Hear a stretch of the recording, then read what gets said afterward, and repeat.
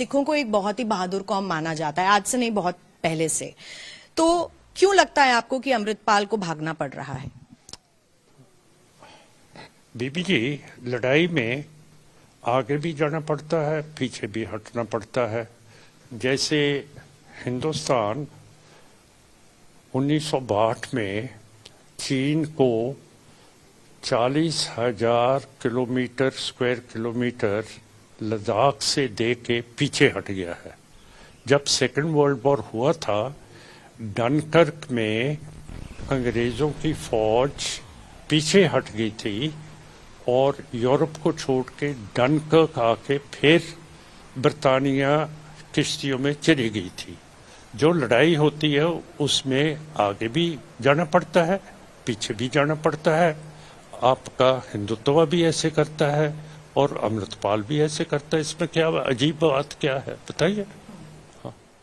लेकिन अगर पूछा जाए कि आप इलेक्टेड सांसद हैं पंजाब से, जब आप इलेक्ट हुए थे तब आपने शपथ भी भारत के नाम की ही खाई थी, आप क्यों दलीलें दे रहे हैं कि अमृतपाल पाकिस्तान चले गए होते? ऐसा कहा है आपने और क्यों आप कह रहे हैं? लड़ाई में मैंने बोला है आगे भी जाना पड़ता है और पीछे भी जाना पड़ता है। पाकिस्तान हमारी सिखों की अपनी धरती है, जो गांधी और नेहरू ने 1947 में उनको पाकिस्तान को दे दिया था। पाकिस्तान में हमारे सारे गुरुद्वारे हैं, हमारा कल्चर है, हमारा खाना पीना एक है, हमारी लाइब्रेरीज एक है, आर्किटेक्चर एक है। तो पाकिस्तान हमारी धरती है बीबी जी, वो हम आप जैसे उसको अलग अपने आप को नहीं समझते हैं उससे। वो हमारी धरती का पार्ट है। लेकिन हिंदुस्तान भी हमारी धरती है सर। हाँ, तो फिर इसको भी तो हम मानते हैं। हमने कहा कि हिंदुस्तान को क्यों नहीं मानते, पर हम सिख अलहदा कौम है हिंदू के। तो फिर हमारी कौम पाकिस्तान की धरती को अपना मानती है, हिंदुस्तान की धरती को अपना मानती है। कश्मीर जो 1819 में महाराजा रंजीत सिंह ने अफगानिस्तान को फतेह किया था, उसको मानती है अपनी धरती। लद्दाख को भी हम अपना समझते हैं अपनी धरती। अब जो पेशकश हो रही है, बात हो रही है हिंदुत्व की और कम्युनिस्ट चीन की, हमने चीन को भी और इंडिया को भी लिखा है कि ये सिखों का इलाका है। जब भी आपकी बात हो, हमको भी सिखों की डेलीगेशन को उसके ऊपर बिठाना चाहिए। हम नहीं मानते कॉलोनियल जो बाउंड्रीज बनी है 1947 की और 1966 की, हम सिख लोग नहीं मानते हैं। ठीक है सर, लेकिन मैं ये पूछ रही हूँ आपसे कि क्योंकि आप कह रहे हैं कि अमृतपाल को सरेंडर भी नहीं करना चाहिए। सिख नहीं करते बीबी जी, हम लोग नहीं करते। हमको मार दो, हम नहीं करते हैं। हम क्यों सरेंडर करें? क्या किया हमने? पर ऐसी खबरें आ रही थी कि वो अकाल तख्त जी के सामने सरेंडर करना चाहते हैं। तो गलत करेंगे, सरेंडर तो नहीं करते हैं सिख। कैसे अकाल तख्त तो कहता है नहीं करना है सरेंडर, तो अकाल तख्त के सामने कैसे सरेंडर कर देगा? नहीं करना चाहिए। नहीं, बिल्कुल नहीं। और जिस तरीके की चीजें कही जा रही हैं, आप भी इस बारे में बयान दे रहे हैं, क्या आपको लगता है कि इससे पंजाब में माहौल खराब भी हो सकता है? जिस तरीके का शांतिपूर्ण राज्य है पंजाब, है, रह रहा है, रहने की कोशिश कर रहा है, खालिस्तान की बातें करने से ऐसा भी हो सकता है कि वहां पर माहौल गर्मा जाए? बीपी जी, आज 4-5 डिमांड्स हैं सिखों की। खालिस्तान की डिमांड फिर आएगी। आज हम एसजीपीसी के इलेक्शन मांग रहे हैं, जो हमारी पार्लियामेंट है, जिसके 12 साल से इलेक्शन नहीं हुए। और हम कहते हैं कि 32 सालों के जो हमारे आदमी सिख बंदी बनाए गए हैं उनको छोड़ा जाए। जैसे बीबी बानो के कातलों को, बलात्कारियों को छोड़ा गया था, राजीव गांधी के कातलों को छोड़ा गया था। फिर हम कहते हैं कि जो सिख मजहब के गुरु ग्रंथ साहब की बेअदबी हुई है उसके मुलजमों को पकड़ा जाए। और जो 328 महाराज गुरु ग्रंथ साहब के स्वरूप एसजीपीसी ने बेच दिए हैं, गुम कर दिए हैं, उनकी तफ्तीश कीजिए और वो वापस कर दीजिए। ये बीबी जी, ना तो इसमें कॉन्स्टिट्यूशन को तोड़ना पड़ता है, ना कानून को तोड़ना पड़ता है, प्राइम मिनिस्टर साहब सीधी बात कर सकते हैं कि ये हमको मजबूर है। अब अमृतपाल तक ये बात पहुंचती ना, अगर ये बातें ठीक कर देते। कितने साल से चलते आ रहे। बीबी मानो बानो एक मुसलमान बीबी है, उसको बलात्कार किया इतने आदमियों ने, उनको अमर कैद की। तो 15 अगस्त जो आप कहते हैं हमारा इंडिपेंडेंस आजादी का दिन है, उसके दिन पिछले साल उनको छोड़ दिया। क्या बीजेपी आरएसएस कहती है कि जो बलात्कारी और कातिल होते हैं, बदमाश होते हैं, उनके लिए 15 अगस्त को आजादी का दिन है? ऐसे करना चाहते हैं?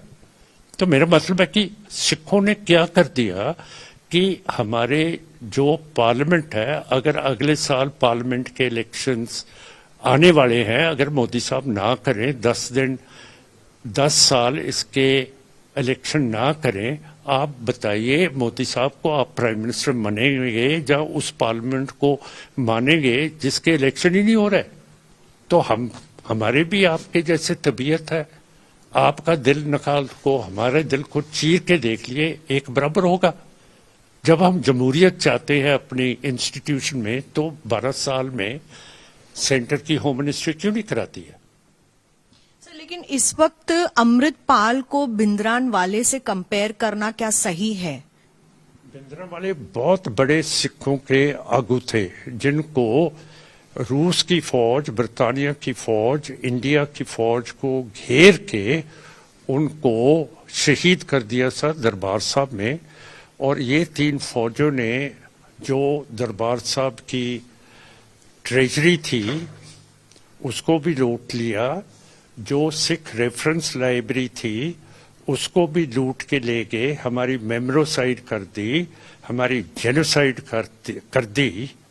तो भिंडरांवाले बड़े तकड़े एक सिखों के लीडर थे, जिनके साथ बातचीत से बात हो सकती थी। मैं भी वैसे उस टाइम आईपीएस में था, मैंने भी हुकूमत को कहा था कि आप बातचीत करके खत्म करिए, पर नहीं, इंदिरा गांधी ने हिंदू का वोट लेना था, उनको ऐसे जलील करना था सिखों को। आप देखिए कि राजीव गांधी की कितनी बहुगिनती फिर 1984 के इलेक्शन में हुई और कैसे उसने राज किया। कनाडा में कनिष्का का हवाई जहाज गिरा दिया। आपको शायद मालूम नहीं है कि जब हवाई जहाज चलने लगा था, 2 इंडियन डिप्लोमैट्स ने 11th आवर में अपनी फ्लाइट कैंसिल कर दी, और जो कनिष्का हवाई जहाज आयरिश सी में नष्ट हुआ, उधर आयरलैंड के कोरोनर की रिपोर्ट है कि उसमें ब्लास्ट नहीं हुआ। तो मेजर कमीशन बनाया एक कनाडा की सरकार ने, उसने नहीं कहा कि सिखों का कोई हाथ है। जबरदस्ती सिखों में को सबको अमृतपाल में उधर घुसो रहे हो, तो ये इंसाफ थोड़ी है। अगर हमारे साथ रहना है तो हमको इक्वल बना के आप भी हम भी रहे। और जो आपकी चैनल्स हैं, ये तो कहती है कि अमृतपाल का एक रंडी खाना था थाईलैंड में। कैसी बेहूदी बात कर रहे हैं आप? तो आप अमृतपाल को भिंद्रानवाले का दर्जा दे रहे हैं आप? तो फिर इसमें क्या बुरी बात है जी? आप नेताजी सुभाष चंद्र बोस को हीरो बनाते हैं कि जब वो जापानियों के साथ मिल गए थे और जापानियों ने अंडमान आइलैंड के ऊपर कब्जा कर लिया था, तो उन्होंने, नेताजी ने, जो उधर सिख और इंडियन बंदी अंग्रेजों के साथ लड़ रहे थे, नेताजी भी अंग्रेजों के खिलाफ लड़ रहे थे, जापान भी लड़ रहा था, तो वो बंदी को रहा क्यों नहीं किया? मैंने पूछा। तो ऐसे आप हीरो बना लेते हैं। अब नेताजी सुभाष चंद्र आपके हो सकते हैं, मेरे तो नहीं हो सकते हीरे, क्यों करके उन्होंने वो सिख चढ़ाई नहीं। तो भिंडरांवाले बहुत अच्छे आदमी थे, हमारे हीरो थे, हम उनको कैसे बोल दे कि वो खराब थे? सर, मेरा एक आखिरी सवाल, आप जानते हैं कि भारत के पाकिस्तान से किस तरीके के ताल्लुकात रहे हैं पार्टीशन के बाद से, फिर भी आप अमृतपाल को हिदायत दे रहे हैं कि वो पाकिस्तान चले जाएं? मैंने कहा जा सकता है बीपी जी। पाकिस्तान का हिंदुस्तान का जो झगड़ा है, ये मुसलमान और हिंदू का झगड़ा है। सिख ना हिंदू है ना मुसलमान है। हमारा झगड़ा ना हिंदुस्तान से है ना पाकिस्तान, ना मुसलमान से नहीं है, हिंदू से नहीं है। हम न्यूट्रल आदमी हैं। और अगर आपने कहीं जाना हो, जब आपके ऊपर जबर होता हो तो आप कहीं भी जा सकते हैं। पाकिस्तान हमारा मुल्क है, हमने तो नहीं छोड़ा, हिंदुत्व ने छोड़ा हुआ है। पाकिस्तान में हमारे गुरुद्वारे हैं, हमारा कल्चर है, हमारा आर्किटेक्चर है, हमारी जुबान है, खाना पीना उधर है, तो हमने तो नहीं पाकिस्तान को कभी छोड़ा। लेकिन आपने तो इंडियन संविधान पे कसम खा के, आप इलेक्टेड मेंबर ऑफ पार्लियामेंट है ना, आपने पाकिस्तान की तो उस पे कसम नहीं खाई है सर। बात कर रहा हूँ कि जो एमपी होता है वो ऐसे बात नहीं करता कि एबीसी है, वो बदल के बात करता है। मैं आपको अपनी बात सिखों की बता रहा हूँ कि बेशक हमने कसम उसकी की है, पर आप आज जाके आर्टिकल 51 पढ़िए, उसमें जितने भी कानून हैं इंटरनेशनल, उनको इंडिया को मानना होगा। जैसे राइट ऑफ सेल्फ डिटर्मिनेशन है, प्लेबिसाइट है, रेफरेंडम है, और जेनोसाइड के खिलाफ कानून है जो इंडिया ने दस्तखत नहीं किए हैं। ये सारा आर्टिकल 51 में लिखा हुआ है, आप पढ़िए जाके आज please.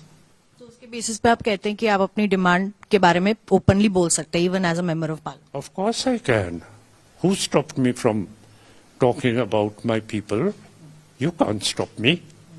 Make me a member of parliament and plug my throat. You can't do that. And I'm not allowed to speak in parliament. Because you don't have enough numbers. I don't have, only the Hindus have enough numbers and they only speak.